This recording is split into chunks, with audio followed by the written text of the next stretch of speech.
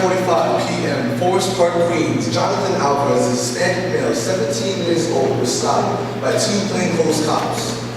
Feeling it was unjust, he began to take the confrontation. Taking it aggravated the officers, causing them to slap his phone to the ground and pummeling him with it. Instinctively, Alvarez began to resist. He then put him in handcuffs and threw him in an unmarked vehicle. Alvarez felt as if he was being abducted. Once in the precinct, Alvarez was jumped by half a dozen cops for being a smart guy. The end result, bruised ribs, abrasions to the head and body. And Alvarez states, my physical wounds are really as bad as my emotional ones. Good evening, my name is Harry Lopez, and tonight I'll be talking to you about teen and cop affiliation. You should listen to me because I spent countless hours in John Jay College researching this topic and have received surveys from people from all around New York, Queens, Brooklyn to be exact, and who had experience with this topic. I have witnessed this my whole life through the news and through my neighborhood, and I passionately care about this topic. So I ask this to you. Is it necessary to feel paranoid around the presence of the police? How does it make you feel that this has been one out of numerous experiences that teens go through with the police? Will it ever stop? Some of the statements I want to go through today is the importance of teen and cop affiliation and the dangers of the lack of knowledge within teenagers concerning their rights and how we can reduce the impact of lack of knowledge.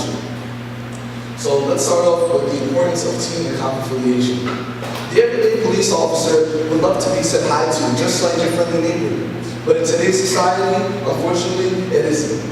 Teens are looked down upon and can be depicted as a rebel to society, while a short-tempered cop, on the other hand, would be seen with higher expectations. According to the surveys I have given and received from numerous teens and young adults all over Queens and Brooklyn, 75% out of 100 people feel paranoid around a police officer. 75%.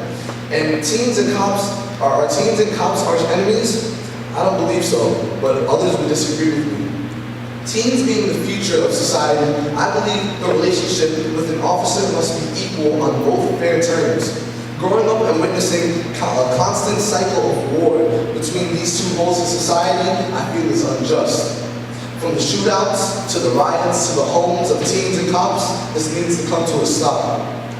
Now that we're talking about the importance of teen and cop affiliation, let's talk about the impact of lack of knowledge.